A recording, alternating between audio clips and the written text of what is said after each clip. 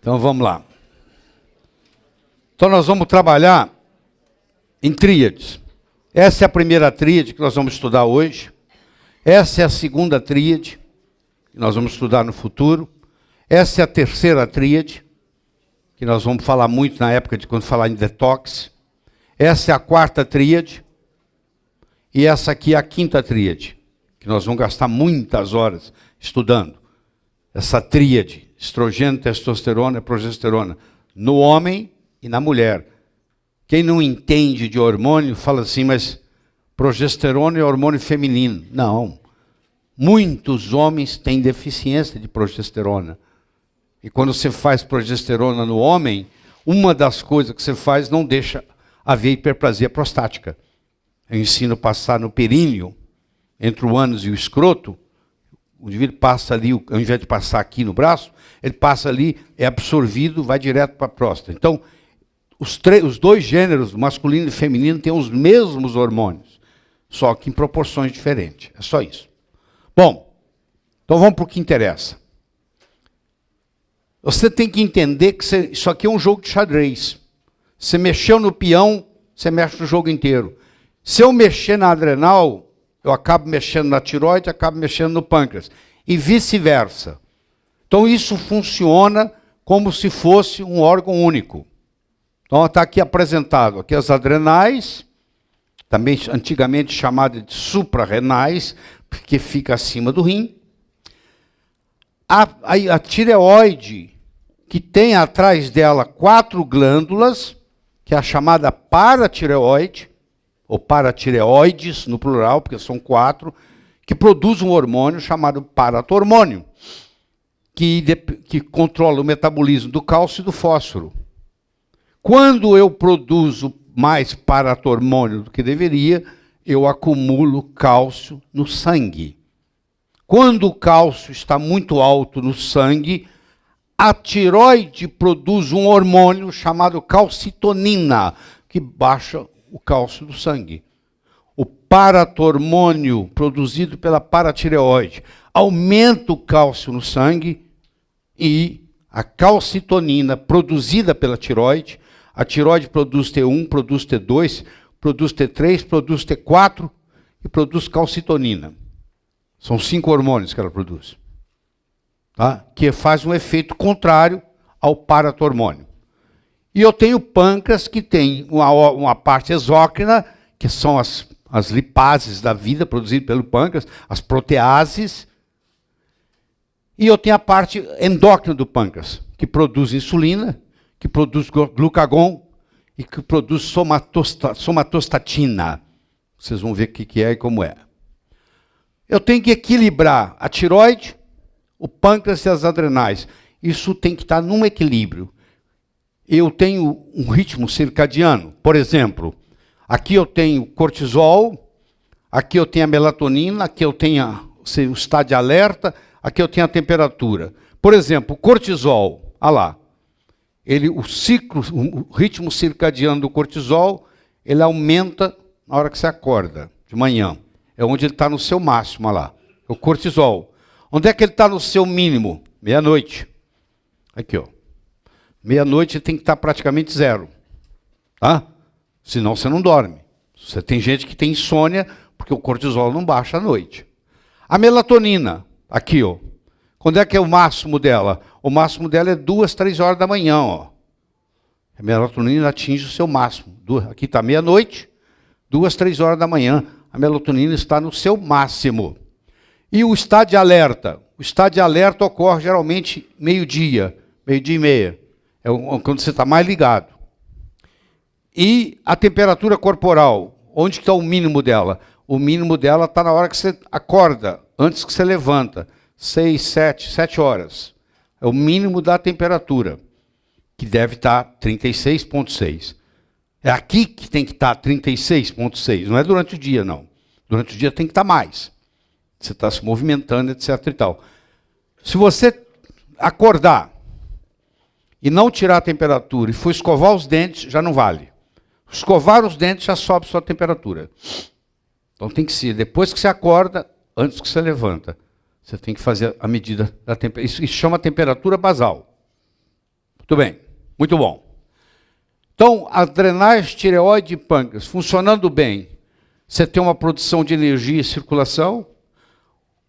As adrenais cuidam do estresse, a tireoide cuida do metabolismo e o pâncreas cuida do açúcar. Então você tem o seu estresse, o seu metabolismo, o seu açúcar corretos. Ou seja, não está com excesso de açúcar no sangue, etc. e tal. Regulação central da fisiologia também depende desse trio. Quando você tem as adrenais, a tireoide e o pâncreas funcionando bem, que é raro, você vai ver que você não encontra mais paciente saudável. Se você usar esse critério que eu vou ensinar aqui, a maioria está doente, muito doente, principalmente médicos, estão todos doentes. Vitalidade e bem-estar, a pessoa tem. Quando isso está desequilibrado, você tem fadiga e obesidade, ou as duas. Ou a pessoa reclama que está obesa, ou a pessoa reclama que está cansada, ou ela reclama que está cansada e obesa, que são as maiores reclamações que você tem no seu consultório. Que é o desequilíbrio de um desses três. Sempre vem os três desequilibrados, não é só um não, são os três. Bom, então aqui, o açúcar é o pâncreas.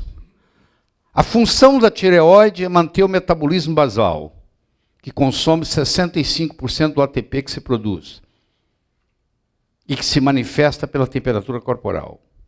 E a função das adrenais é cuidar do estresse. A adrenal tem uma córtex, com 3 camadas, glomerulosa, fasciculada e reticular, e tem uma medula. A medula produz a noradrenalina, ou norepinefrina, que vai virar epinefrina ou adrenalina. Primeiro é o nor, depois que vira a outra. Sai o nor e fica. Essa é a medula. O grande estudioso disso foi Walter Cannon, de Harvard. Enquanto que o Cellier, do Canadá, estudou a parte do estresse no que diz respeito a córtex, cortisol. Porque a adrenal, a córtex da adrenal, ela tem 3 camadas. A glomerulosa, a fasciculada e a reticular. Então vamos imaginar aqui o seguinte, ó. Aqui está a córtex da adrenal. Aqui está a medula. A córtex da adrenal tem 3 camadas. A glomerulosa, a fasciculada e a reticular. Glomerulosa, fascicular e reticular. A glomerulosa produz a aldosterona. A fasciculada produz o cortisol. E a reticular produz o DEA. Eu estou simplificando. A córtex adrenal produz mais de 50 hormônios estudados. Eu estou pegando os 3 mais importantes. Eu estou pegando a aldosterona, eu estou pegando o cortisol, eu estou pegando o DEA. Quando você tem uma fadiga adrenal, ela começa de dentro para fora. Primeiro você tem deficiência de DEA, depois você tem deficiência de cortisol, e finalmente você tem deficiência de aldosterona. Ela caminha de dentro para fora. Aí quando isso tudo acabou, entra numa coisa chamada exaustão adrenal. Você vai ter muitos pacientes no seu consultório com isso. Tá? Muito bem. Então o paciente entrou, eu sei que a doença começa pela tríade 1, é a porta de entrada das doenças no organismo. Só que a pergunta que eu tenho que ter na cabeça é o seguinte: esse paciente é mais tiroidiano, é mais adrenal ou é mais pancreático? Onde pega mais? Onde predomina? Ah, ele chegou com a glicose altíssima, a glicemia altíssima, predomina ali. Aí ele chegou com todas as queixas tiroidianas, ou ele chegou com as queixas adrenais. Você vai ter uma ideia de onde tem a predominância. Qual é o distúrbio primário? O que aconteceu? Pode ser que seja uma gripe que lesou a adrenal. Uma virose que lesou a adrenal. Pode ser uma doença autoimune que lesou a adrenal. Chama Addison. A Addison é uma fadiga adrenal imunológica. Nem toda fadiga exaustão adrenal é Addison. A Addison é uma doença autoimune, típica. Tá? O cortisol, alto ou baixo, aí é como que vem um problema. Eu não consigo diagnosticar se você está com cortisol alto ou baixo pela clínica.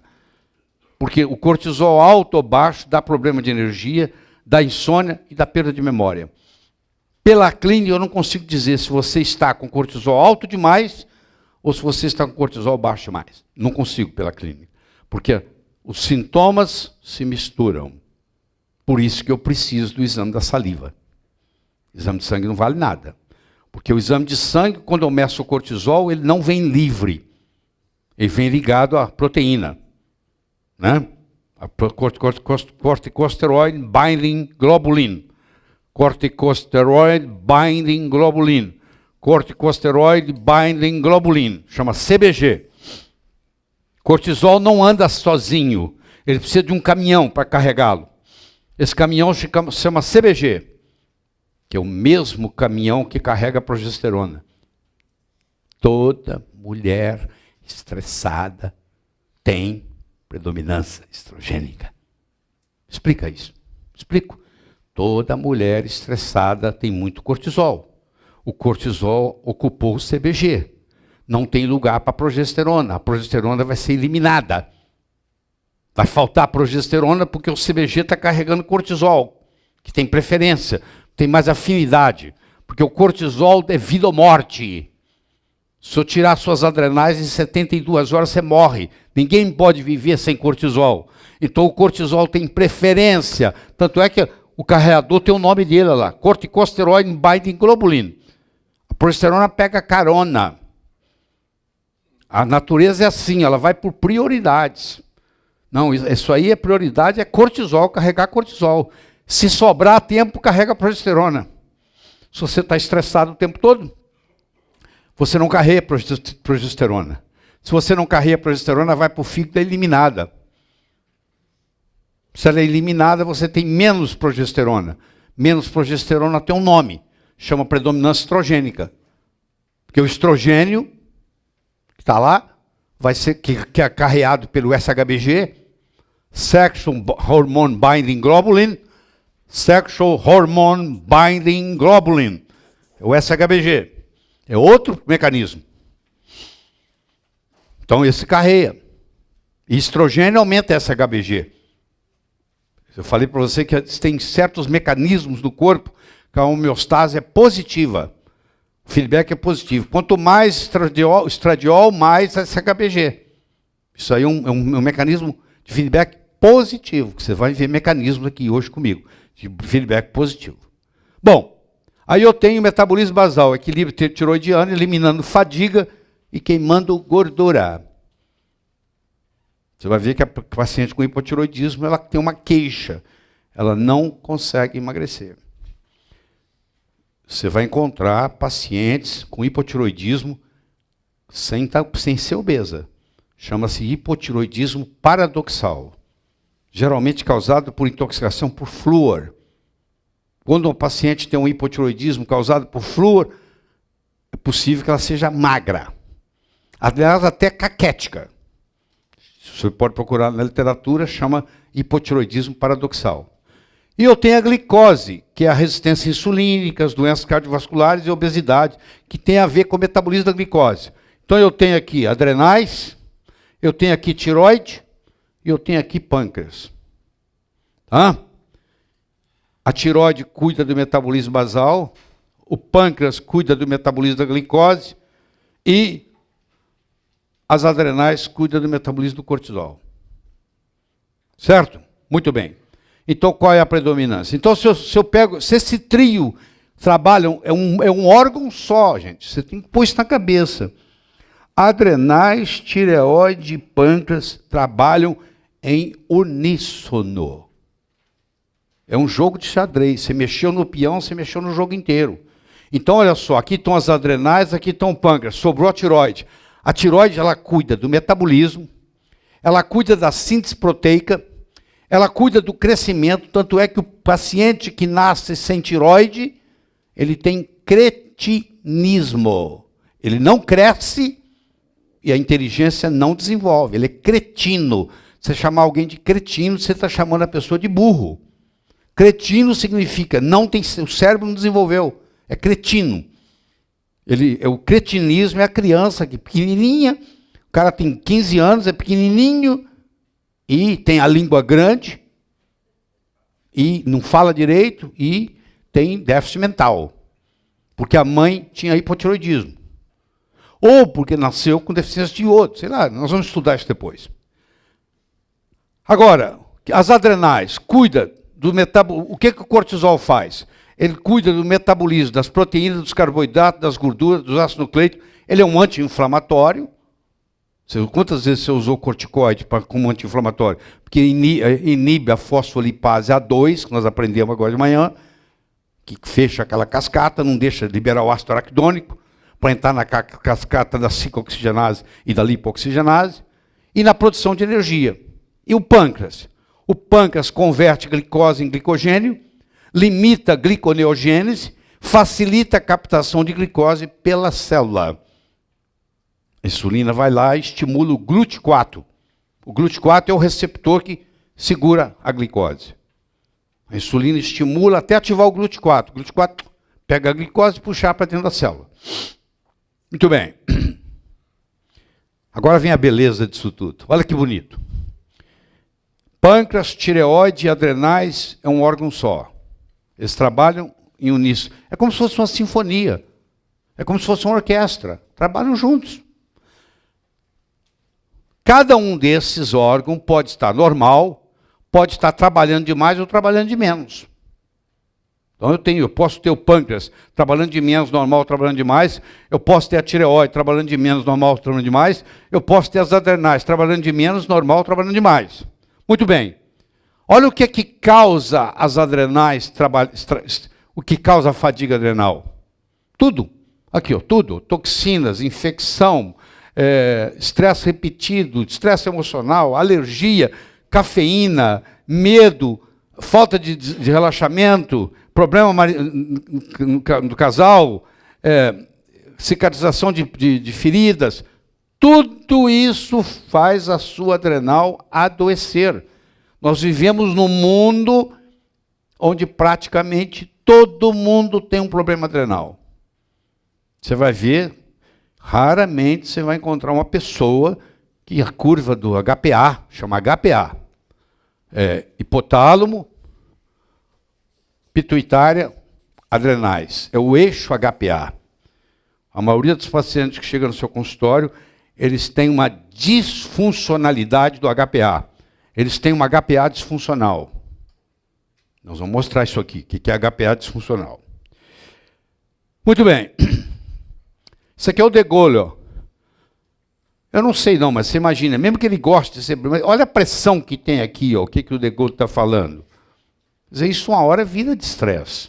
Quer dizer, isso aí, uma sobrecarga dessa, tanto é que você olha os presidentes, você pega o Clinton, 10 anos, o que ele envelheceu? Você pega o outro que até sumiu já, o Bush. Então, vai envelhecendo, você vai ver, tira a fotografia 10 anos assim, na hora que entrou e 10 anos depois, você vai ver que está todo mundo velho. Entendeu?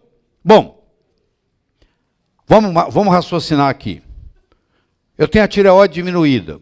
Por quê? Bom, pode ser que eu tenha uma tiroidite Hashimoto. Pode ser que eu tenha uma toxina que está entrando no receptor da minha tireoide. Pode ser que eu tenha a ferritina baixa.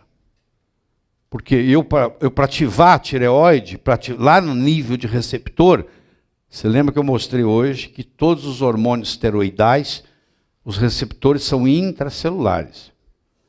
Os hormônios tiroidianos, o receptor é no DNA. Então o receptor para T3, porque T4 não é hormônio, você vai ver aqui comigo que T4, tiroxina não é hormônio, nunca foi. Não existe receptor para tiroxina no corpo, então ele não é hormônio, ele é um pró-hormônio. O receptor do T3, a nível de DNA, se não tiver ferro, ele não funciona. Ele é ferritina dependente. O melhor modo de você avaliar o ferro numa pessoa não é medindo ferro, é medindo ferritina. E o ideal é entre 70, 80 e 150. Tem que estar acima de 70. É o mínimo para a tireoide funcionar bem. Então você imagina uma mulher que menstrua demasiadamente, tem fluxo menstrual forte, fica menstruada 5, 6 dias e faz isso quase que 2 vezes por mês. Pronto, chega uma hora, ela não tem ferritina mais. Essa mulher vai desenvolver hipotiroidismo. E o hipotiroidismo, por sua vez, faz a mulher ter fluxo menstrual mais forte, com mais frequência e maior número de dias. Olha que uma coisa pega a outra, ciclo vicioso. Então, muitas das suas pacientes estão com hipotiroidismo porque tem a ferritina baixa e você nunca pediu. Então, você tem que aprender a pedir ferritina. Porque é coisa fácil de curar. É consertar a ferritina. No homem, não. No homem, geralmente, a ferritina está normal ou alta. Mas na mulher que menstrua todo mês, a ferritina está baixa. Seja igual a causa, não interessa. Por enquanto, não interessa a causa. Só quero que você entenda o mecanismo. Olha lá o que acontece. Imediatamente, quando a minha tireoide baixa, a minha resistência insulínica aumenta. Porque a resistência insulínica, a sensibilidade insulínica é tireoide dependente. Se eu não tenho a tireoide funcionando adequadamente, eu tenho que produzir mais insulina para compensar. No momento que eu produzo mais insulina, eu também tenho que produzir mais cortisol. Olha o que aconteceu. O meu problema começou na tireoide. Eu tinha uma tireoide que funcionava de menos. Agora eu tenho uma tireoide que funciona de menos, um pâncreas que funciona demais e uma adrenal que funciona demais. Com o passar dos anos, olha o que vai acontecer. O meu pâncreas vai entrar em exaustão, a minha adrenal vai entrar em exaustão. Eu agora tenho 3 problemas. Eu tenho exaustão pancreática, exaustão tiroidiana, exaustão adrenal. Eu tenho a chamada exaustão tripla. Porque ninguém me consertou. Eu fui de médico para médico, ninguém entende disso. Foi, chegou aqui, ó. Hoje eu tenho isso. Aí eu chego no seu consultório com exaustão tripla. Tem a insulina alta. Depois de um certo tempo a insulina cai, porque vai dar exaustão. Primeiro ela ficou alta, depois ela caiu. A tireoide não está funcionando, nós vamos ver como é que faz para a tireoide não funcionar, e as adrenais não estão funcionando. Isso aqui, meu amigo, não tem remédio. Você pode dar o remédio que você quiser. Se você não consertar isso aqui, não conserta nada. Agora, na hora que você conserta isso aí, conserta tudo. Tá bom? Então, vamos lá. O único indivíduo que eu conheço que usa a cueca por cima da calça é o super-homem. Você é do sexo masculino. Você hoje de manhã tomou seu banho, vestiu a sua cueca e pôs sua calça por cima da cueca. Se você tivesse vestido a sua calça e colocado a cueca por cima, todo mundo estava rindo de você aqui agora. Na matemática, a ordem dos fatores não altera o produto. Na medicina, a ordem dos fatores altera o produto. Se eu tenho fadiga adrenal, eu não posso tratar a tireoide sem tratar a adrenal. Sabe aqueles pacientes seus que você deu hormônio tiroidiano e eles pioraram? Porque eles têm adrenal ruim. Você tem que tratar a adrenal para tratar. Então é essa história aqui, ó. É assim, quando o paciente tem deficiência adrenal forte e tem problema tiroidiano, eu dou o T3 para ele melhora por um mês. Aí depois ele cai tudo, porque aqui não segura. Dá uma melhorada no começo. No começo dá uma melhorada, mas depois não aguenta. Então eu tenho que avaliar isso aqui, avaliar isso aqui, avaliar isso aqui. Porque isso trabalha junto. É uma questão só de tempo. A ordem dos fatores altera o produto aqui na medicina. Tá? Então, qual o quadro clínico predominante? Meu problema é pancreático, tiroidiano ou adrenal. Como é que eu faço? Ora, eu vou medir o TSH, o T4 livre, o T3 livre, existe o T3 reverso, existe o anti-TPO e existe a temperatura corporal. O TSH você vai ver que vale muito pouco. Por que o TSH vale quase nada? Se o TSH estiver aumentado, vale. Se o TSH estiver normal, não vale nada. Por que isso? Por que quando aumentado vale e quando o normal não vale nada? Porque o TSH é um hormônio cerebral. Ele não é um hormônio tiroidiano. Quando o meu TSH está aumentado, significa que o problema já chegou no cérebro. Se eu tiver um problema do pescoço para baixo e ainda não chegou no cérebro, você vai ver porque o cérebro é o último, você vai entender por quê daqui a pouco. Se eu tiver um hipotiroidismo do pescoço para baixo e ainda não atingiu o cérebro, meu TSH é normal. E eu estou com hipotiroidismo. Só que o cérebro está preservado. Você vai entender isso, isso vai fazer toda a diferença no seu consultório. Tá? Na realidade, eu tenho que medir o T3 livre, que é o que interessa. Eu tenho que medir o anti-TPO, porque o anti-TPO vai me dizer, até 35 é negativo, a partir de 35 é positivo, se eu tenho uma predisposição para tiroidite Hashimoto. Eu posso ter o anti-TPO elevado e ainda não ter tiroidite Hashimoto. Isso pode levar 5 anos depois. Eles fizeram estudo de soldados da Guerra do Vietnã, que estão hoje com lúpus. Como tem o sangue deles guardado na geladeira lá, que eles guardam o sangue de todo recruta americano, eles agora voltam lá, 30 anos atrás, eles já tinham os anticorpos para lúpus há 30 anos atrás, há 40 anos atrás, e hoje tem lúpus. A pessoa pode ter um qualquer coisa por muitos anos antes de manifestar a doença. E a temperatura que nós vamos discutir com você os trabalhos do Broad Burns. Bom, eu meço a insulina e a glicose para o pâncreas e eu meço o cortisol e o DEA salivar. Por que tem que ser salivar? Porque eu preciso do cortisol e o DEA livre, e não o que está ligado no SBG, Corticosterone Binding Globulin. E eu preciso dele basal, não é o cara que levanta, dirige, briga com a recepcionista, a enfermeira tem que tirar sangue, perde a veia.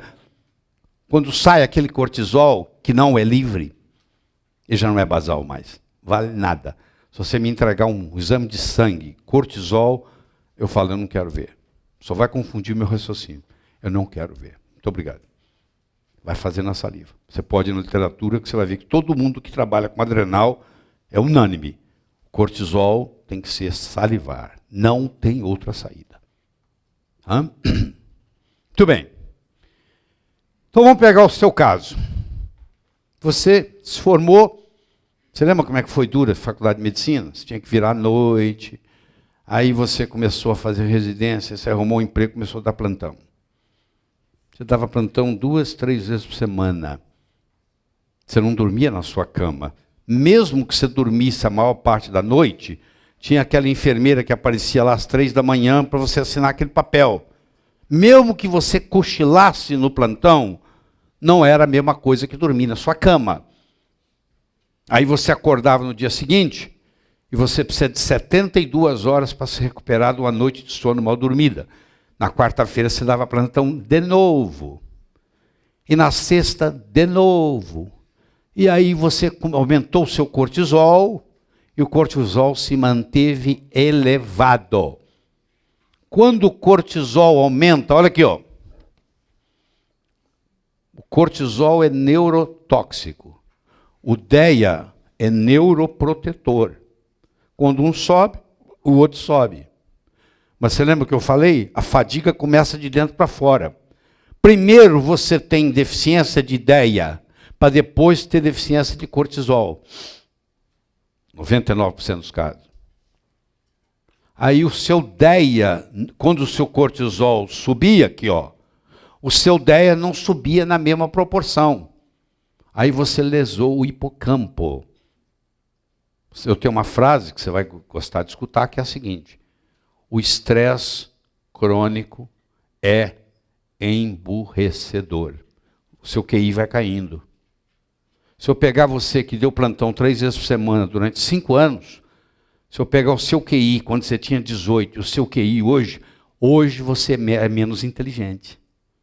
Você perdeu inteligência nesses anos, porque você lesou o hipocampo, porque você teve cortisol aumentado sem aumento de DEA. Então, estresse crônico é emburrecedor. Quero que você saiba disso. Você não tem hora para dormir, não tem hora para acordar, não respeita os ritmos circadianos, entendeu? Faz coisa em excesso, não dorme direito. Isso vai lesando, vai lesando, vai lesando. Chega uma hora, sabe o que você fala? Eu estou ficando velho. Não tem nada a ver com ficar velho, não. Tem gente da sua idade que não está tendo isso. Porque preservou isso. E tem que voltar. O tratamento leva 2 anos. Você pega alguém com exaustão adrenal, você pode dizer, ó, no mínimo 2 anos tratando, tá? Tá bom? No mínimo 2 anos. Bom, vamos para a prática. Francisco tem 48 anos, é um executivo bem-sucedido após muitos anos de ralação, tá? Ralou para chegar lá. É um grande consumidor de café e ultimamente tem tido algumas falhas de memória em momentos críticos. E ele não está se sentindo tão capaz mentalmente quanto antes. Nos últimos 6 meses, ele teve que comprar novas roupas por causa do aumento da sua cintura. Sua esposa comenta que ele desenvolveu olheiras, está roncando muito e não quer sexo. Diz ele que está se sentindo tonto quando se levanta abruptamente. Opa! O paciente que disser para você que na hora que ele levanta, ele fica tonto, ele está dizendo para você o seguinte, ó, vamos ter uma aula de física aqui, ó, de hemodinâmica. Ó, aqui está minha cabeça, meu coração está pulsando para o sangue chegar na cabeça. Quando eu faço isso, ó, olha lá, o coração agora tem que pulsar mais forte. A pressão arterial tem que subir. Você pegar um paciente sentado, ele estiver com 12/8, você faz ele ficar em pé, dá 13/8. Ele tem que subir pelo menos 10 milímetros de mercúrio. Pelo menos. Se ele está com 12/8, levantou, ficou 12/8, ficou devendo. Tem gente que você vai ver no seu consultório que está 12/8, levanta, fica 11/8. Ora, essa cabeça, se você tem que jogar água no 4º andar de um prédio, e eu tenho que jogar água no mesmo prédio, no 12º andar, você há de convir que a bomba que eu vou usar tem mais pressão que a sua que está jogando para o 4º. Eu vou jogar para o 12º. Quanto mais alto eu tiver que jogar a água, maior tem que ser a pressão. Aqui é a mesma coisa. Se minha cabeça está aqui e agora veio para cá, eu tenho que ter mais pressão para subir. Então a minha pressão arterial tem que subir. Quando eu levanto. Se não subir, eu tenho tontura.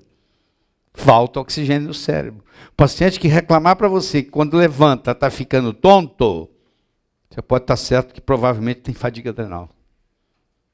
É a primeira coisa no consultório. Opa, peraí. Ele vai te falar 3 coisas, ó. Ele vai te falar assim, ó. Doutor, doutora, eu tenho dificuldade para acordar agora. Antes eu levantava às 7 da manhã. Hoje eu para sair da cama às 10 é um sacrifício. Eu preciso de um guindaste para me levantar. Porque falta cortisol para ele levantar. Aí ele vai falar para você que à noite ele não dorme. Ou ele tem dificuldade para dormir, chama insônia primária, ou ele dorme e acorda, chama insônia secundária. Ou ele tem primária ou secundária, ou as duas. E terceiro, ele começa a ter alergia que ele não tinha antes. Ele tinha antes. Mas quando ele ingeria uma coisa que era alérgico para ele, o cortisol subia e não tinha sintoma. Como ele não tem cortisol para subir mais, ele agora reclama de alergias que ele não tinha antes. Tá certo? Aqui está a cadeia, ó. Aqui tem o estresse, o hipotálamo, libera o ACTH, que libera o adenocórtex, vai produzir o cortisol. Tá? Uma das coisas que o cortisol faz é gliconeogênese. Ele gera glicose. Sabe o que ele usa? Proteína. Por isso que à medida que o cortisol seu vai aumentando, você vai desenvolvendo sarcopenia, a musculatura vai ficando fraca.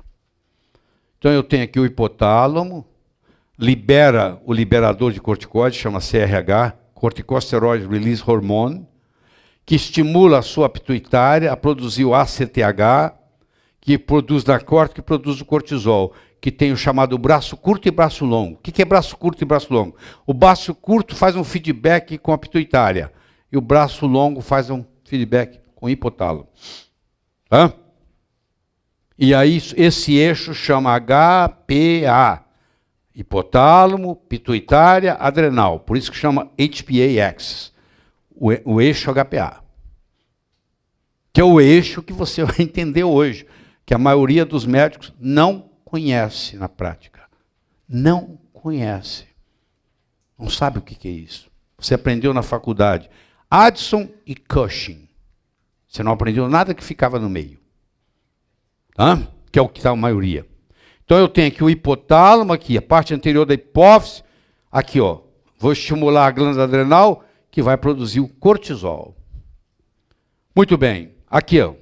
A córtex da adrenal tem a camada glomerulosa, a camada fasciculada e a camada reticular. A camada glomerulosa produz um hormônio chamado aldosterona, que retém sódio. A camada fasciculada produz um hormônio chamado cortisol. E a camada reticular produz um hormônio chamado DEA, de hidroepiandrosterona. Então, essas três camadas, eu estou simplificando. Existem mais outros 47 hormônios que nós não vamos tocar hoje. São 50 hormônios produzidos pela adrenal. O que nos interessa, se você entender esses três, meu filho, você já está na frente de todo mundo. Tá? Então, a córtex adrenal tem a camada glomerulosa, a camada fasciculada, a camada reticular. A camada glomerulosa produz aldosterona, a camada fasciculada produz cortisol, e a camada reticular produz DEA, que é proibido no Brasil. Não por problemas médicos, problemas políticos. DEA é o hormônio esteroidal mais abundante no corpo. Todas as células do corpo lidam com DEA. É o hormônio esteroidal mais abundante no corpo. O hormônio mais abundante no corpo de todos chama adiponectina, produzido pelo adipócito da gordura marrom. Esse é o mais abundante de todos. Dos esteroidais, aldosterona, cortisol, progesterona, pregnolona, androstenediona, testosterona, estradiol, estriol, estrona, DEA. O DEA é o mais abundante. Eu agora te faço uma pergunta, para você pensar. Se o DEA é o hormônio mais abundante esteroidal no corpo, se ele fizesse mal, seria uma sacanagem muito grande de Deus, não? O hormônio que faz mal, eu vou pôr ele como mais abundante. Você não acha que seria uma sacanagem cósmica?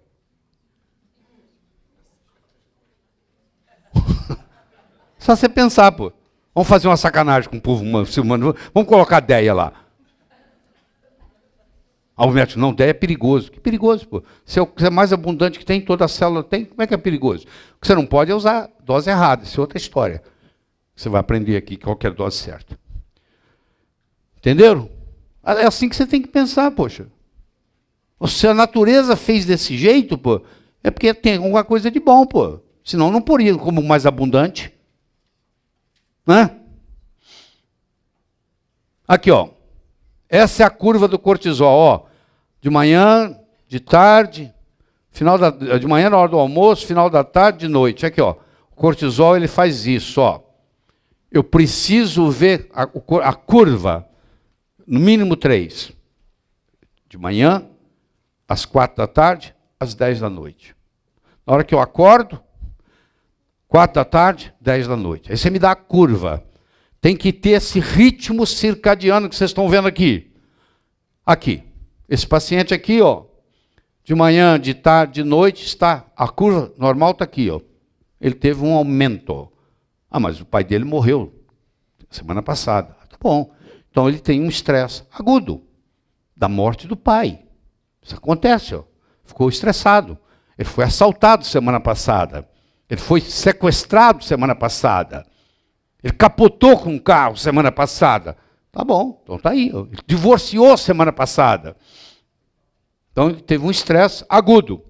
Se no mês seguinte eu tiver assim, ele agora tem um estresse crônico. Isso cronificou.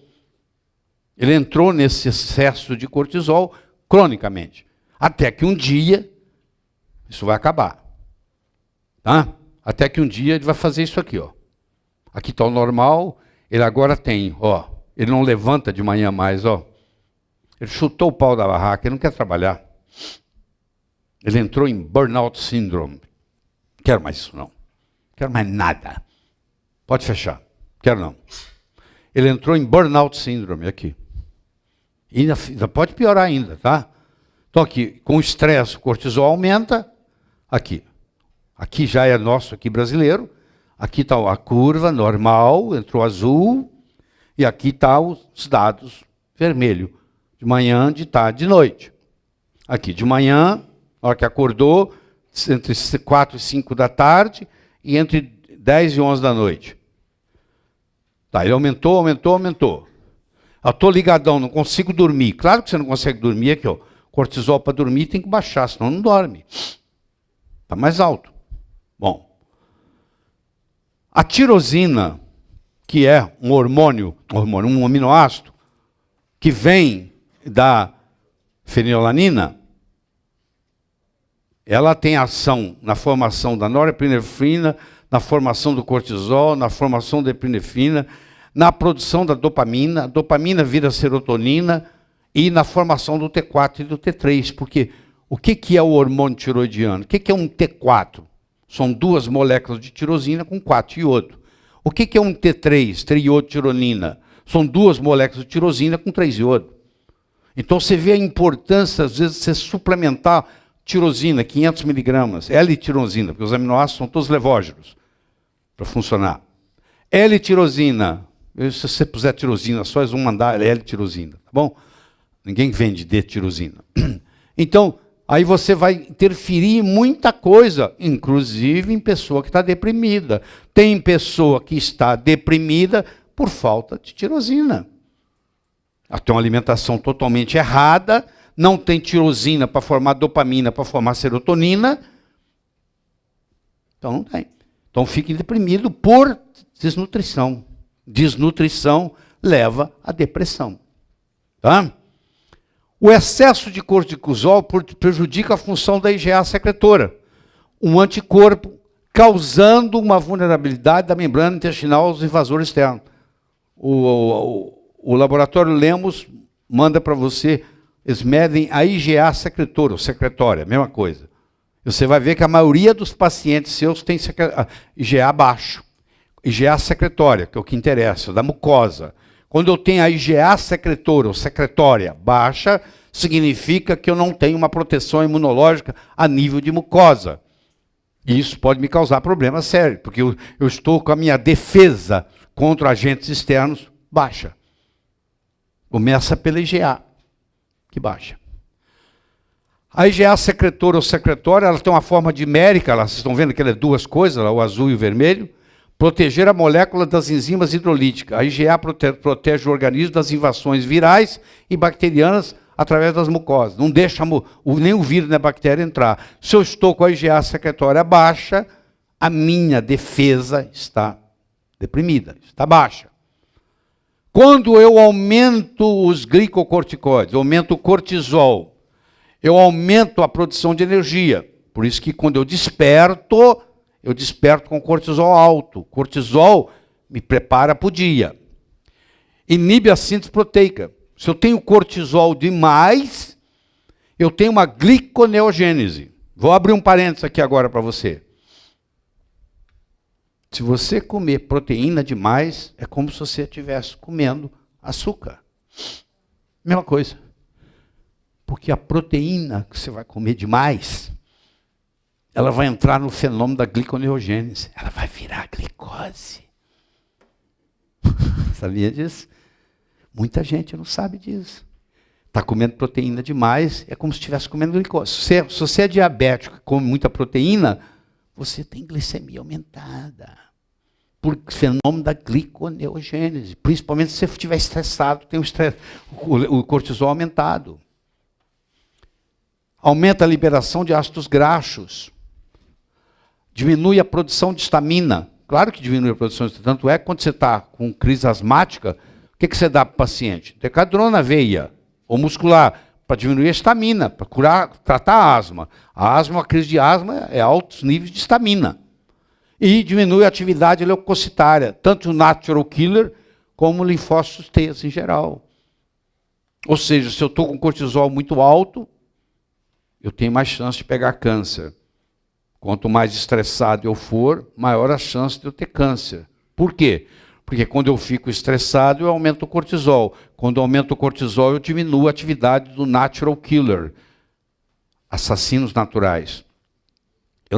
Você não tem câncer, eu não tenho câncer, porque as células cancerígenas que estão sendo formadas agora no meu corpo, no seu, estão sendo mortas pelo natural killer, que está lá matando elas o tempo todo. O dia inteiro você tem célula cancerígena sendo formada e sendo morta pelo natural killer, pelo assassino natural, exterminador natural, que a gente chama.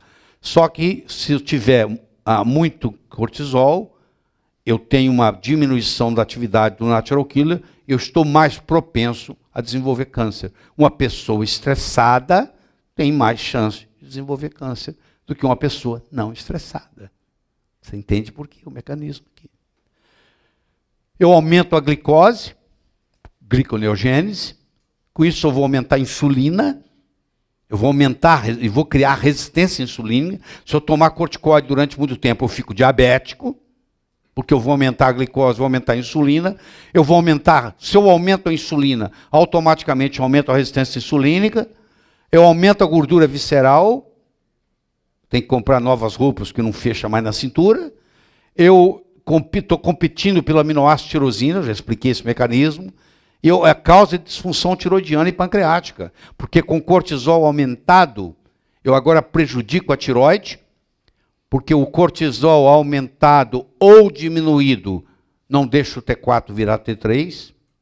E o cortisol aumentado vai sobrecarregar o pâncreas, porque vai criar gliconeogênese, vai aumentar a glicemia, vai criar resistência insulínica e vai sobrecarregar o pâncreas, que ele tem que produzir mais insulina. Olha como é que está tudo amarrado. É só se acompanhar o raciocínio, está tudo amarrado. O sal é fundamental no restabelecimento da exaustão adrenal. Mas eu aprendi que sal causa hipertensão. Você aprendeu errado. Quem causa hipertensão é cloreto de sódio. Eu estou falando de sal integral. Eu estou falando de sal rosa do Himalaia. Eu estou falando de sal marinho não refinado. Sal marinho refinado é cloreto de sódio. Quando você ingere o sal marinho não refinado, ele tem 83 minerais, inclusive magnésio, inclusive potássio. O sal integral baixa a pressão arterial. Você vai pegar paciente hipertenso, você vai colocar eles em regime de sal integral e você vai ter que tirar os remédios antihipertensivos dele, porque ele vai baixar a pressão. E ele vai recuperar da exaustão adrenal. Porque se ele tem exaustão adrenal, me acompanha. Ele tem deficiência de aldosterona. Se ele tem deficiência de aldosterona, ele perdeu sódio. Não, o senhor tem que ficar numa dieta hipossódica. Piora.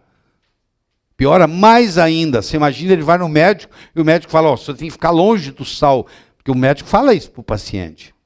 Com ingenuidade, mas fala. Aí ele não pode, aí ele já está com deficiência de sódio. Ele já está com hiponatremia. E agora ele fica mais ainda. Aí ele já não sai da cama mais. Ele não consegue nem levantar. Porque ele levanta, ele tem tontura. Ele não consegue subir a pressão, porque não tem sódio. O cloreto de sódio do sal que você tem na sua mesa faz mal. Não é só porque é só cloreto de sódio. Escuta. Para virar cloreto de sódio e tirar todas as que eles chamam de impurezas, que é o que faz bem, são as que chamam de impurezas, para ficar branquinho, bonitinho, ali tem bleach, ali tem veneno. Para fazer o sal ficar branquinho, tem veneno. Você ingere. Entendeu? Então o estresse depleta vitaminas B, C e E. O estresse depleta minerais selênio, zinco, magnésio, ferro e enxofre. O estresse depleta as adrenais, tem a maior concentração de vitamina C no corpo. Você fala assim, por grama, qual o órgão que mais tem vitamina C? A córtex adrenal. Tanto é que, quando você vai tratar uma exaustão adrenal, um dos componentes que você vai usar é a vitamina C. As vitaminas B, principalmente a B5, que é o ácido pantotênico, descoberto por Roger Williams, é a principal depletada pelo estresse, causando irritabilidade nervosa e exaustão adrenal. É o ácido pantotênico, B5. Então o que acontece? A progressão da fadiga adrenal chama hipocortisolismo, o cortisol vai caindo, aqui dependendo do estágio, ó. Primeiro ele sobe, ó, tá vendo? Ó? Aí ele vai caindo, e são os estágios de Selye. Selye mostrou os diferentes estágios. Primeiro você tem o estresse agudo, depois ele cronifica e o cortisol vai caindo, e você entra num quadro de hipocortisolismo, que os endocrinologistas não tratam, porque eles falam que a sociedade ainda não decidiu sobre isso. Enquanto isso, os pacientes estão sofrendo. Enquanto isso, você vai resolver o problema. Porque esse paciente não tem onde recorrer. Ninguém entende disso. A esperança é você. Vai chegar no seu consultório, você vai sei o que fazer. Tá? Você imagina esse paciente que chega para você aqui, ó. Doutora, eu não consigo levantar mais de manhã, aqui, ó. Eu preciso de um guindaste para me levantar de manhã. Eu não consigo dormir mais à noite, aqui, ó. Olha lá porque ele não consegue dormir mais à noite. Eu não consigo levantar de manhã. Eu não consigo dormir à noite. E eu agora estou alérgico. Agora, se eu tomar leite, eu passo mal. Leite sempre foi alérgeno para ele. Só que antigamente ele tomava leite, o cortisol subia, não tinha sintoma. Agora ele não tem mais cortisol para subir. Ó. E quando ele está com essa curva achatada aqui, se ele tiver câncer, vai dar metástase. Metástase pode pegar todo paciente com metástase. A curva é essa aqui para você ver. Todos eles, sem exceção, vão estar com essa curva aí. Esse paciente vai ter infarto do miocárdio, vai ter insuficiência cardíaca congestiva, e assim vai. E o cardiologista nem olha, nem sabe que isso existe. Nem sabe que isso existe, você quer saber. Não, isso é coisa do endócrino. É aquele loteamento, né? Pobre do proctologista, né? Loteia, vamos lotear o corpo. Bom, por que ninguém descobre o que há de errado comigo? Não é assim que o paciente chega no seu consultório? Doutor, eu estou aqui porque eu já fui em 5 médicos. Por que ninguém descobre o que tem de errado comigo, pô? Não vou dizer que é só fadiga adrenal, não, tá? Eu diria para você, eu vou fazer uma analogia aqui que você vai gostar. Alguns de vocês já escutaram essa analogia. O sujeito perdeu a carteira e ele estava procurando a carteira. O amigo dele chegou e falou assim, o que aconteceu com você? Ele falou, perdi minha carteira, rapaz. Estou aqui procurando. Aí ele, debaixo tinha um poste, estava luz, ele procurando. Ele falou, mas onde é que você perdeu? Eu perdi lá. Mas por que você está procurando aqui? Ah, porque aqui tem a luz. Se você perdeu a carteira lá, não é só porque aqui está iluminado que você vai achar a carteira, é? Pois é.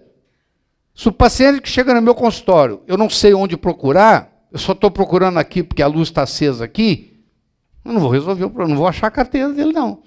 Tá bom? Doença crônica está associada com perda de voltagem e inversão de polaridade. Fritz Albert Popp, esse cara é vivo ainda. Ele tem 76 anos de idade hoje. Alemão, dos caras mais brilhantes, um biofísico, os biofótons, ele é o pai dos biofótons. Os caras mais brilhantes que o mundo tem. Se perguntar dos caras vivos mais inteligentes, fizeram lista dos 10 mais inteligentes, o Popp é um deles. Olha o que ele disse. Doença crônica está associada com perda de voltagem e inversão de polaridade celular. E ninguém questiona ele não, porque ele é muito brilhante, tá? Por que ninguém descobre o que há de errado comigo? Primeiro, por toxicidade de metal pesado. Você viu lá que o metal pesado, doutor Jolival, ele entra lá no lugar da enzima e muda. A enzima não funciona. Abra a boca, o cara abre, olha aí. Olha aí. Claro que esse cara tem que estar doente, pô. Olha só a quantidade de amálgama que ele tem na boca, pô. Se eu tivesse isso na boca, eu também estaria doente. Se você tem, querido, você tem que procurar um dentista biológico, porque ele vai ter que fazer isso aqui com você, ele vai ter que pôr você respirando num ar que não é o ar do consultório, para ele poder tirar isso. Tirar não é fácil, não. Se eu tirar todos os metais de você sem o critério biológico, isso vai para o cérebro. A emenda fica pior que o soneto. Você tem uma reação de Hersheimer, que é uma coisa absurda. Tá? Então você tem que fazer uma muito interessante isso aqui. Então, a toxicidade de metal pesado. Segundo, você aprendeu na faculdade que, que pessoas de classe média não têm parasita. Ai, que bobagem, que mentira. Não, mas eu fiz exame de fezes, não deu nada. Você sabe qual a sensibilidade de exames de fezes para detectar parasita? 10%. De cada 10%. 90% dá negativo, mesmo você tendo parasita. Porque existe uma hora que o parasita solta o ovo, não é toda hora não. É relacionado com a lua. Hã? Então, aqui, ameba, giardia, ascaris, são parasitas. Você pode tratá-los com medicamentos, você pode tratá-los com homeopatia, você pode tratá-los com fitoterapia. Nós vamos discutir isso depois, vamos trazer gente aqui, especialista, para falar isso para vocês.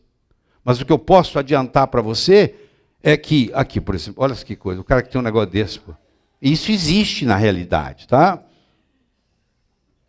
Tá bom? Isso existe. Então, o parasita, a fitoterapia, casca de nogueira negra, absinto e cravinho. A doutora Hulda Clark, aquela cientista canadense que morreu, morava na Califórnia quando morreu tem pouco tempo, aos 81 anos, dormindo, ela fez um esquema, a vida dela toda decidiu, ela se dedicou a curar parasitas, então ela fez uma combinação de casca de nogueira, absinto e cravinho. Você manda fazer tintura mãe e dá as 3. Isso cura, segundo ela, mais de 100 parasitas no corpo. Mais de 100 parasitas no corpo. Tem que começar na lua nova. Ah, isso é esotérico. Não, querido. Não é esotérico, não. Isso é ciência. Tá? Você já notou que na lua nova e na lua cheia a maré sobe? A lua interfere na maré. Os parasitas, quando começa a lua, quando dá a lua cheia, eles saem para copular e desovar. Eles soltam os ovos, eles saem do tecido para transar e para botar os ovos. Entre a lua nova e a lua cheia. Então, quando você dá nesse período, começando na lua nova e passando pela lua cheia, você pega o parasita. Do contrário, ele está lá no tecido, você não mata ele.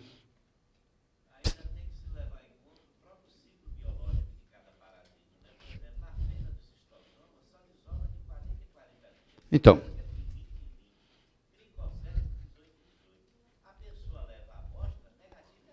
por isso você tem que tratar 60 dias, que aí você resolve todos, tá? São 60 dias de tratamento. Oi. Eu sei, mas eu não vou discutir agora com vocês não. Vamos deixar para a aula, porque senão... Vamos deixar para a aula. Aí você faz tintura disso aqui, e é 25 gotas de cada... Mas vamos deixar isso para a aula específica, tá? Você já ficou com parasita até hoje? Espera mais uma.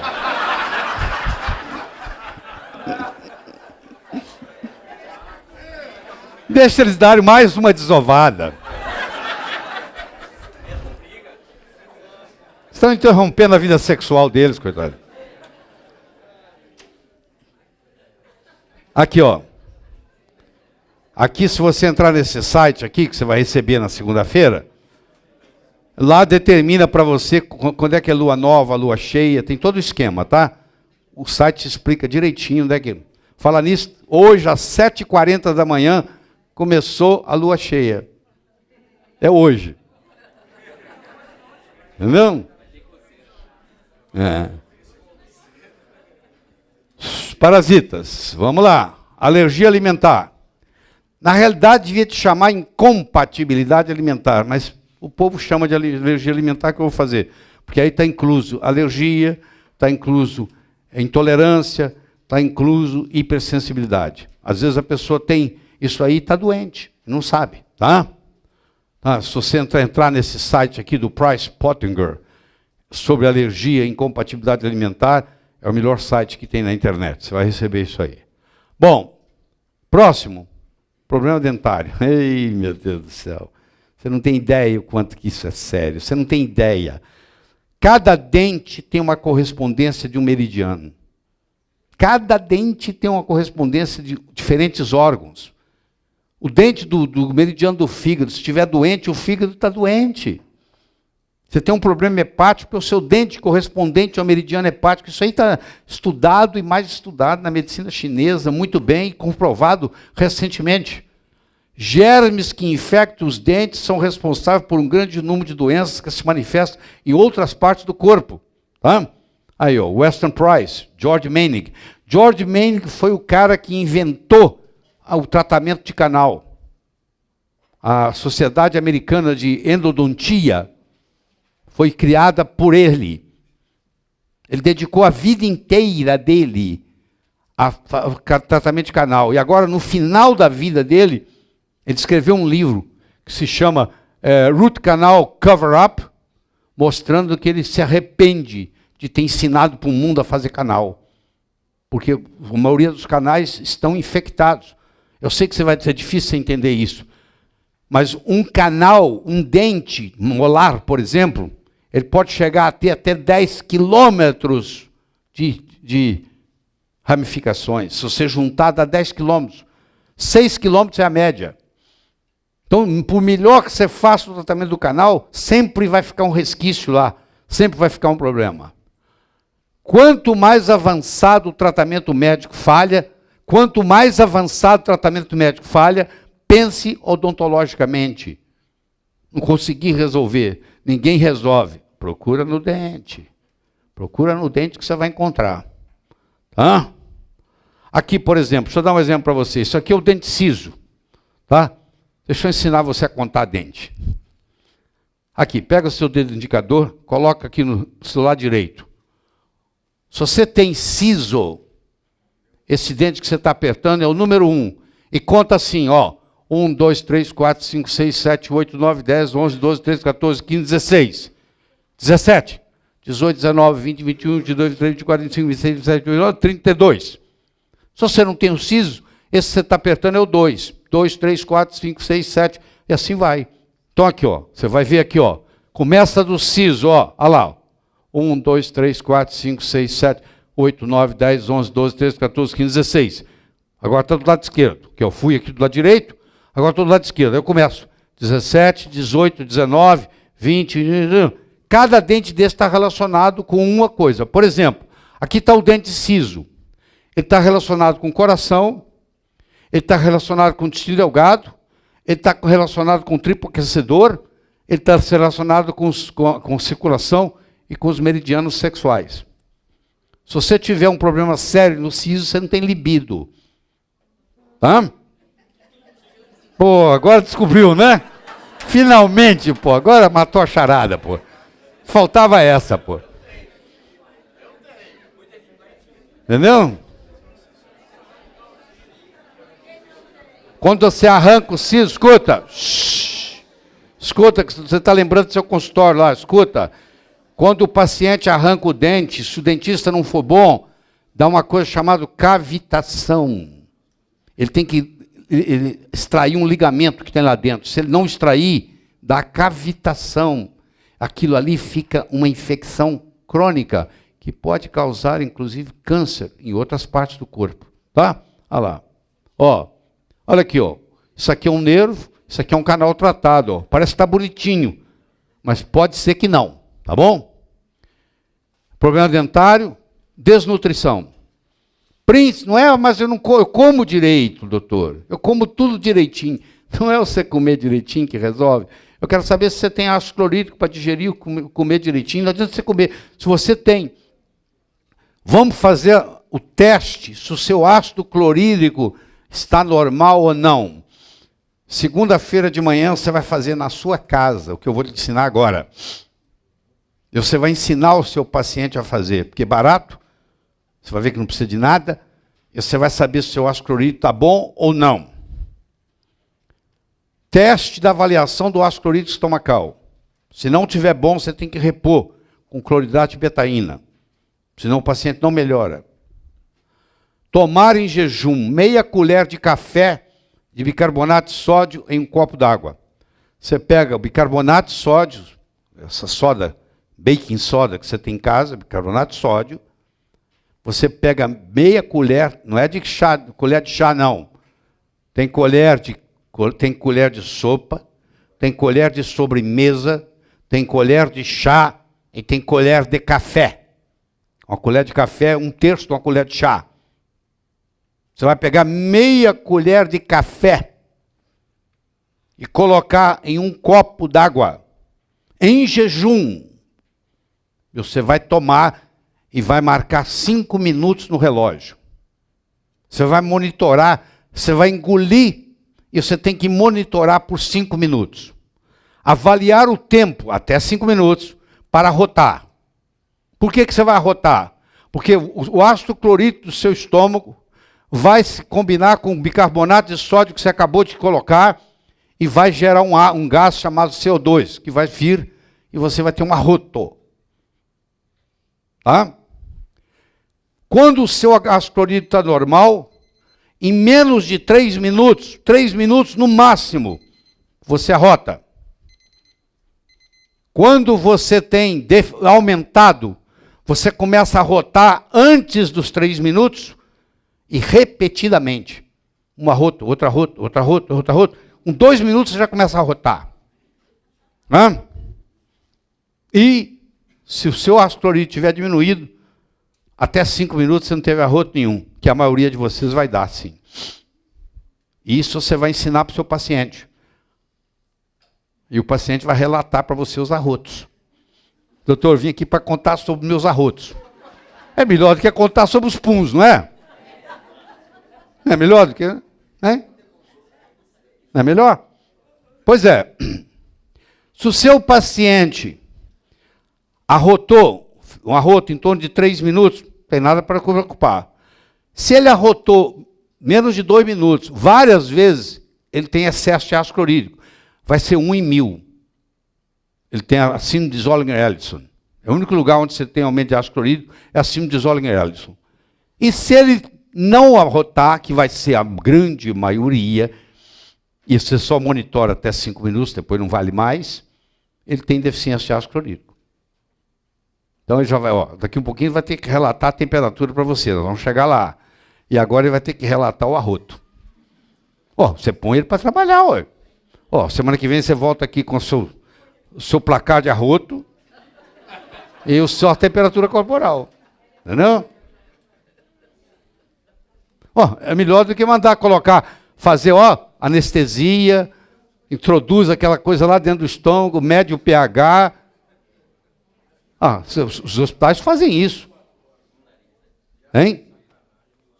Não precisa, está aqui, Isso aqui é o bonito da tecnologia. Como é que você simplifica para resolver o problema no seu consultório? E eu quero notícia de todo mundo no próximo módulo, hein? Como é que foi o seu?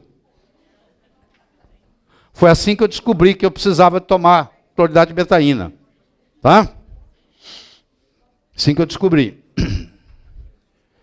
Fadiga adrenal e hipotiroidismo, que é onde nós vamos entrar. Por enquanto, agora nós estamos entrando. Então você pega esse caso aqui, onde o paciente tem exaustão adrenal e tem hipotiroidismo. Eu primeiro tenho que cuidar disso aqui. Se eu tratar do hipotiroidismo e ele tiver com essa curva, em 1 mês ele vai piorar muito. Ele pode até dar uma melhoradinha no começo. Aquele cavalo cansado que você mete a correr, mete a chibata nele, ele corre até a esquina. Aí ele fica mais cansado ainda. Quando eu tenho uma curva dessa, escuta. Quando eu tenho uma curva dessa, que você vai encontrar várias no seu consultório, eu tenho maior predisposição à metástase e a maior mortalidade se eu tenho um câncer de mama. A mulher com câncer de mama, com uma curva dessa, vai ter metástase e vai morrer mais. Eu vou ter infarto do miocárdio, eu vou ter maior incidência de insuficiência cardíaca congestiva na presença de aterosclerose. Isso precipita infarto do miocárdio, isso precipita insuficiência cardíaca congestiva. Tá? E eu vou ter piora no controle da glicemia.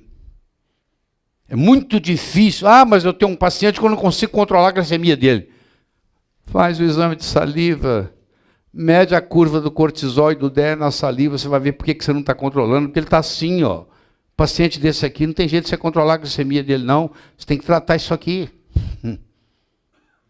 Caiu a ficha. Aqueles casos complicados que você diz que não controla a glicemia, você está procurando lá perto do poste que está aceso.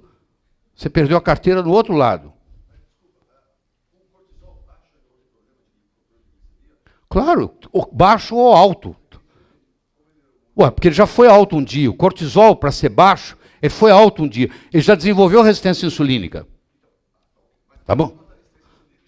Não, mas aqui é o seguinte, eu preciso de um cortisol para poder manter a minha sensibilidade insulínica. Ele não pode ser nem pouco, nem muito. Entendeu? Ele tem que ser... comecei essa aula dizendo o seguinte, você não estava aí, tá vendo? Você perde, não posso fazer nada.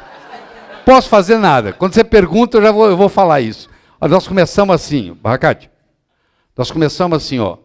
Você não pode, clinicamente, diagnosticar se o cortisol está alto ou baixo, porque a sintomatologia é a mesma, de um cortisol alto ou de um cortisol baixo. Tá bom, vamos lá. Tá. Então, exaustão adrenal desencadeia muitas outras patologias, tá? Muitas outras patologias. Me acompanha, porque você tem que entender esse raciocínio aqui, senão vai ficar difícil. Eu aqui tenho udeia. Aqui ele está usando o DEA-sulfato. Na saliva, nós preferimos, e a Anvisa deixa usar, e nós preferimos usar o DEA, não o DEA-sulfato. Aqui está no sangue. E aqui está o cortisol. Na hora que eu aumento, me acompanha, na hora que eu tenho um estresse, eu aumento o cortisol. Está vendo aqui? Ó? Eu vou para 1. Eu aumento o cortisol e eu aumento o DEA. Todas as vezes que eu aumento o cortisol, se eu estiver funcionando bem, eu também vou aumentar o DEA. Então, no caso, A1. Pai morreu. Fui assaltado. Sobe o DEA, sobe o cortisol. Se eu permanecer nesse estado aqui, de acordo com o Cellier, eu vou entrar nessa curva agora, que é o seguinte, com o passar do tempo eu vou virar A2. O que aconteceu com A2? Me acompanha? O cortisol continuou alto, o DEA caiu. Está vendo aqui? Aqui o cortisol estava alto, o DEA estava alto. Quando eu venho para cá, o cortisol continua alto, o DEA normalizou. Se eu venho para cá, o cortisol continua alto, o DEA está baixo, que é o pior caso. Aí eu começo a descompensar, até que eu vou chegar no C, que é onde eu estou em exaustão adrenal. Que no exame lá é o número 7. Então agora você entendeu a curva, tá bom? Eu estava aqui, ó, no nível normal, ó. Aí eu subi para cá, continuei, vim, descompensei. Muito bem. Então é assim, ó. 1, olha lá, zona de adaptação ao estresse. 2, adaptação ao estresse com divergência de ACTH. 3, mal adaptação ao estresse. 4, mal adaptação ao estresse fase 2. 5, sem adaptação ao estresse. Já estou aqui, ó. A 6, níveis inapropriados de DEA, por uma outra razão que nós vamos explicar depois. O DEA está alto porque a mulher tem síndrome de ovário policístico. Vou mostrar isso. E exaustão adrenal, onde eu cheguei aqui no 7. Aqui eu cheguei, ó. Aqui eu estou em exaustão adrenal. O caminho é longo para chegar aqui. Tá? E assim é que vem para você o resultado. Vamos pegar esse caso aqui, por exemplo. Ó, esse indivíduo, depois eu vou estudar isso aqui.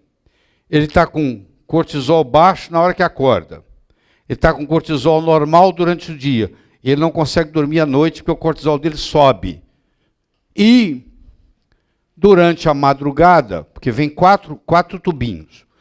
Um para você fazer na hora que você levanta, um para fazer às 4 da tarde, um para fazer às 10 da noite.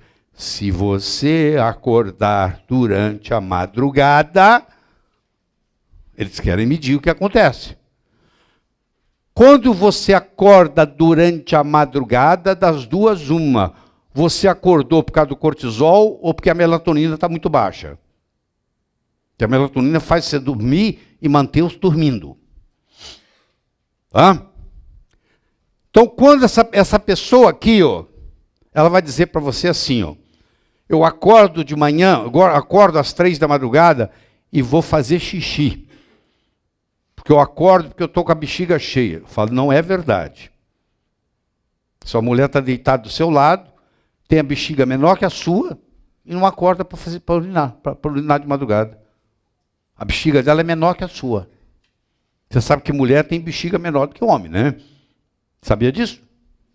Vai lá na fila do banheiro que você vai ver. Dá uma passada na fila do banheiro, você vê a quantidade de mulher que está na fila lá. No de homem tem pouca gente. Nós temos a bexiga maior do que vocês. Eu fico aqui o dia inteiro sem fazer xixi. O dia inteiro. Estou tomando água lá. Então, olha só. Esse indivíduo aqui, ele pensa que ele acordou por causa do xixi. Não. O cortisol acordou ele e ele foi fazer xixi. Se o cortisol não acordasse, ele dormia a noite inteira. Tanto é que ele vai urinar, não tem quase nada. Se você coletar lá o que ele urinou, quase nada. Ele não acorda por causa da urina. Eu quero que você saiba disso. Ele acorda ou porque o cortisol dele está alto, ou porque a melatonina dele está baixa, ou a combinação dos dois, que é muito comum. Eu tenho que tratar isso e tratar a melatonina. Deu para entender? Tá. Estou aqui. Esse caso aqui é a pessoa está estressada, mas está adaptada, tá? Se eu olhar o DEA desse indivíduo aqui, o DEA está inclusive um pouquinho elevado, tá? Esse indivíduo, eu não sei qual a idade dele, mas ele pode estar elevado aqui, mas se ele tem 21 anos, ele tem 40 anos, desculpa, está aqui a idade dele. Ele tem entre 41 e 50 anos, o DEA dele está aumentado. Mas se eu trouxer o DEA para a juventude, está normal. O que eu quero trazer é para cá, Eu tenho que trazer você para os 30 anos de idade. Com os hormônios de 30 anos. É assim que é o parâmetro. Tá? A testosterona aqui está aumentada, independente de qualquer coisa. Aqui a testosterona está alta. Esse indivíduo aqui, o normal da testosterona dele tinha que ser isso aqui, entre esse e esse. Aquilo está lá, Então tem alguma coisa errada, provavelmente a dose está errada. A dose está errada.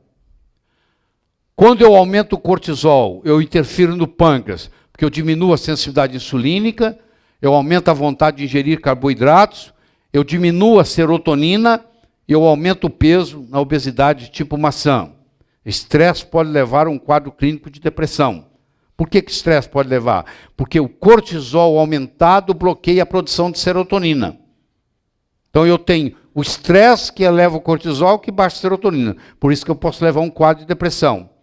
Eu tenho dois tipos de obesidade. Eu tenho obesidade tipo maçã, que é maligna, e eu tenho obesidade tipo pera, que é benigna. Aquela mulher que tem a cintura fina e os quadris largos, pode até não ser bonita esteticamente. Ela é obesa, a mulher é obesa. Mas aquela obesidade é benigna. Agora, se ela tem obesidade acima da cintura, mais do que abaixo da cintura, é uma obesidade tipo maçã. Os adipócitos aqui produzem muito mais citocinas inflamatórias. Tá? Isso é a obesidade tipo maçã, aqui, A maior parte da obesidade dela está acima da cintura, e essa aqui é a obesidade tipo pera, a maior parte da obesidade dela está abaixo da cintura. Tá? Cortisol e a tireoide. Eu diminuo, quando eu aumento o cortisol, eu diminuo o TSH, eu diminuo a conversão de T4 em T3, isso que é muito importante. Eu diminuo a depressão de tirosina e eu aumento o T3 reverso. Agora, olha que interessante. Como o aumento do cortisol baixa o TSH, se eu vou ficar esperando o TSH aumentar para dizer que eu tenho hipotiroidismo, é tarde demais. Guarda isso na cabeça. Quando o TSH estiver acima de 2, essa pessoa tem problema tiroidiano. Quando o TSH estiver abaixo de 2, quer dizer nada. Quer dizer nada. Você vai entender num minuto que quer dizer nada. Deixa eu começar a explicar aqui, para você entender. Mais um orgasmo intelectual para você, quer ver? Me acompanha, por favor. Me acompanha. Eu tenho aqui o hormônio chamado T4, que na realidade é pró-hormônio. Não existe receptor no corpo para T4, portanto isso não é hormônio. Isso vai virar T3, que é o hormônio. Se não virar T3, vai virar T3 reverso, que é inativo, mas ocupa o receptor do T3. Para esse T4 virar T3, eu preciso da desiodinase 1 ou a desiodinase 2, que é selênio zinco dependente. Se eu tenho deficiência de selênio, principalmente selênio, ou de zinco, menos que selênio, eu não sou capaz de transformar T4 em T3. Eu vou transformar T4 em T3 reverso. Por quê? A desiodinase 3, ela não é selênio e zinco dependente como a D1 e D2. Então, se falta selênio e zinco, o caminho mais fácil vira esse aqui. Isso aqui é T3 reverso. T3 reverso é o hormônio da hibernação. O urso, quando vai dormir 4 meses, ele aumenta o T3 reverso. O seu paciente que está no CTI com septicemia, ele está com T3 reverso alto. Não trate o T3 reverso dele, pelo amor de Deus. Aquilo é um mecanismo de defesa que o corpo tem para sobreviver. O corpo diminui todas as funções para ficar só cuidando da infecção, da septicemia que está acontecendo lá. Você vai ver que está com T3 reverso alto. Mas a paciente que vem no seu consultório e diz, doutor, eu não consigo emagrecer, e você acha que ela é mentirosa, ela tem provavelmente o T3 reverso alto. Enquanto ela tiver o T3 reverso alto, ela não emagrece, porque é o hormônio da hibernação. Agora vem o que eu vou te ensinar bonito. Você viu que para transformar T4 em T3, eu tenho duas desiodinases, a desiodinase 1 e a desiodinase 2. Só que, meus amigos, prepare-se. A desiodinase 2 só existe no cérebro. Só existe no cérebro. Eu posso faltar selênio e zinco para a desiodinase 1, mas eu não pode, o último a faltar é aqui, ó. Ou seja, eu posso não estar produzindo T3 aqui, mas eu estou produzindo T3 lá dentro do cérebro. Se eu estou produzindo T3 lá dentro do cérebro, o TSH está normal. Porque o TSH me diz o que está acontecendo no cérebro, não na tireoide.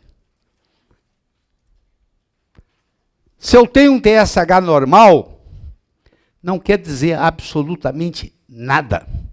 Eu posso estar com hipotiroidismo do pescoço para baixo, mas esse hipotiroidismo ainda não atingiu o meu cérebro, que é um órgão mais nobre, se protege melhor. A natureza colocou mais proteção para ele. Deu para ele a desiodinase 2, só para ele. E ele está produzindo T3. E o T3 está fazendo feedback. E o TSH está baixo. Meus amigos, TSH é um hormônio cerebral. Por isso que eu posso ter hipotiroidismo com TSH normal. Você acabou de aprender uma coisa que 0,0000001% dos médicos entendem. Que eu posso ter hipotiroidismo com TSH normal. Para nós aqui é abaixo de 2. Para o seu colega é abaixo de 5. É outro problema. Hoje, desde 2003, a Sociedade Americana de Endocrinologia baixou o TSH de 5,5 para 3. Só que a maioria dos laboratórios, inclusive o seu, lá onde você pede, ainda continua chamando de 5,5. E o seu colega usa o 5,5 como parâmetro. Você olha a desgraça que vai formando isso. Primeiro, hoje, quem entende de tireoide, quem é especialista em tireoide, o número mágico é 2. Existem especialistas que querem abaixo de 1 já. Mas hoje é aceitável até 2. O seu colega lá de consultório aceita 5. Esse é o primeiro problema. Segundo problema, TSH é um hormônio cerebral. Eu posso ter eutiroidismo do pescoço para cima e hipotiroidismo do pescoço para baixo. E esse conhecimento que eu estou te dando, você não vai encontrar nenhum médico brasileiro que saiba disso. Por incrível que pareça.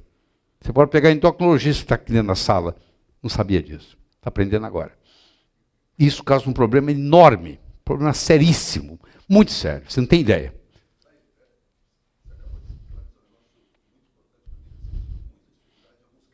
Sim.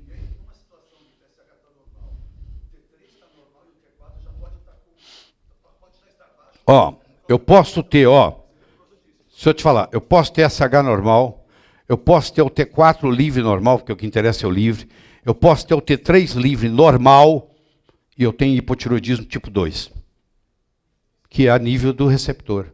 Do mesmo modo que eu tenho diabetes tipo 2, eu tenho hipotiroidismo tipo 2. Então, no hipotiroidismo tipo 2, que é o mais comum, que você vai encontrar no consultório, o TSH está normal, o T4 livre está normal, o T3 livre está normal. E a pessoa tem deficiência da temperatura, tem problema com peso, tem brain fog, entendeu? Tem mucina, tem pressão alta, tem colesterol elevado, e está tudo normal, menos a temperatura. Você vê, isso é outra etapa. O que manda, mais importante de tudo, é a temperatura corporal. Um paciente que tiver, na hora de acordar, se tirar a temperatura dele, deu menos de 36,5, ele está devendo. Pode ser uma toxina que esteja aqui, pode ser um flúor, pode ser uma deficiência de iodo, nós vamos estudar tudo isso hoje à tarde, mas ele está devendo. Mesmo que ele tenha os exames normais. Porque o hipotiroidismo mais comum no mundo se chama hipotiroidismo tipo 2. Igual você tem no diabetes tipo 2. A insulina não está elevada? Você não tem hiperinsulinemia? Aqui também, isso aqui pode, o T3 pode estar elevado. Mas ele não está entrando na célula. Ele não está entrando no receptor. Ele tem uma resistência. Quando você tem resistência ao T3, como você tem resistência à insulina, a insulina sobe. Como você tem resistência ao T3, o T3 sobe. Para tentar compensar, ele está alto. Quer dizer, nada. Absolutamente nada. Nesse caso aí, a gente detoxificando, suplementa T3 nesse paciente? No começo, sim. Você pode aumentar ainda mais a carga de T3. Mas se for por esse caso aqui, vai chegar uma hora que não precisa mais. Se você fizer o detox direitinho, se você der o iodo, você der a tirosina, e você fazer o detox e tirar o que está lá, você pode ter um flúor, um cloro, um bromo, iodo, nós vamos discutir isso. Aí você vai voltar. Agora, se ele tem um problema de tiroide primário, talvez você tenha que usar o resto da vida. Mas se ele tem um problema de tiroide secundário, por um hipotiroidismo tipo 2, o detox pode limpar aquilo lá e acabou. Tá bom? É. Síndrome de Wilson, que chama. Dennis Wilson. Cara novo ainda, conheço ele bem. Oi. Então, eu sei, é outro mecanismo, nós já vamos falar disso depois. O que o João está se referindo é o seguinte, como o TSH é produzido na hipófise, como a hipófise também envelhece, você que faz modulação hormonal, deixa eu te fazer uma pergunta. Você que faz modulação hormonal, você está preocupado com a dosagem do hormônio folículo estimulante e do hormônio luteinizante? Não. O hormônio luteinizante seria o TSH aqui. É o mesmo mecanismo. Você não está interessado em hormônio luteinizante, primeiro porque o cara está velho, pode ser que ele parou de produzir também. Entendeu? Só que o TSH é igualzinho ao hormônio luteinizante. Quem é que está preocupado com o hormônio luteinizante aqui para fazer modulação hormonal? Ninguém. Então você não devia estar preocupado com o TSH do mesmo jeito. Ficou claro? Isso aqui, gente, é fascinante. E, infelizmente, os médicos não sabem isso do jeito que deve saber. Então, a maioria dos pacientes com hipotiroidismo estão abandonados, estão órfãos. Porque eles têm hipotiroidismo e não têm diagnóstico. E se tem diagnóstico, não tem tratamento correto, que nós vamos ver com o decorrer da tarde. Você lembra que eu falei para você que você é um divisor de águas? Você já vai no consultório na segunda-feira, já vai mudar. Opa! Espera aí. Tríade 1. Vamos ver a adrenal. Vamos ver a tireoide. Vamos ver isso aqui. Eu estou só começando o processo. Isso aqui é um processo longo. Tá aqui, ó. Quando eu tenho cortisol demais, olha lá, eu leso o hipocampo. Em 5 minutos nós vamos almoçar. Eu leso o hipocampo, tá? Aí está o mecanismo do estresse, a liberação do cortisol e o T3. A interação entre eles. De novo isso aí, ó. Bom, deixa eu só falar da melatonina e nós vamos almoçar. A melatonina tem uma ação antinociceptiva. Está faltando um A aqui. Antinociceptiva. Não vou pôr você contra a parede, tá? Eu vou falar para você o que significa. Antinociceptiva significa que ela bloqueia o estímulo da dor. Antino é dor. Antinociceptível é o receptor da dor.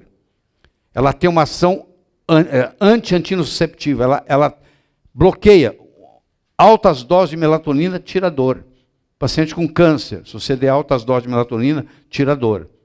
Ela tem uma ação antidepressiva. Ela tem uma ação anticonvulsivante. Ela tem uma ação, claro, na regulação do distúrbio do sono. Ela tem uma ação no jet lag. Ela tem uma ação antioxidante. Ela é antineoplásica. Ela diminui metástase. E ela é neuroprotetora. Então, olha quantas ações tem a melatonina. E como você sabe, no Brasil, melatonina é proibido. O jeito brasileiro, o jeitinho brasileiro de dar melatonina é você dar o 5-HTP. Você não pode dar o triptofano, porque o triptofano, para virar 5-HTP, não pode ter estresse. E como a maioria dos seus pacientes está estressado, aqui, ó, o triptofano vira 5-HTP. O 5-HTP vai virar serotonina. Serotonina com os olhos fechados com os olhos fechados e a luz apagada, vai virar melatonina. Então você vai dar 50 ou 25 miligramas de 5-HTP sublingual na hora que a pessoa vai para a cama. Na hora que ela vai para a cama. Aí ela fecha o olho, apaga a luz, vai virar melatonina. O efeito é o mesmo. Tá. Claro, se você tem acesso à melatonina per se, que é muito barato nos Estados Unidos, você compra para 6 meses por $8, 180 tabletes, custa $8, $7, $8, você compra para 6 meses, mas aqui, se você for comprar importado, vai sair caro.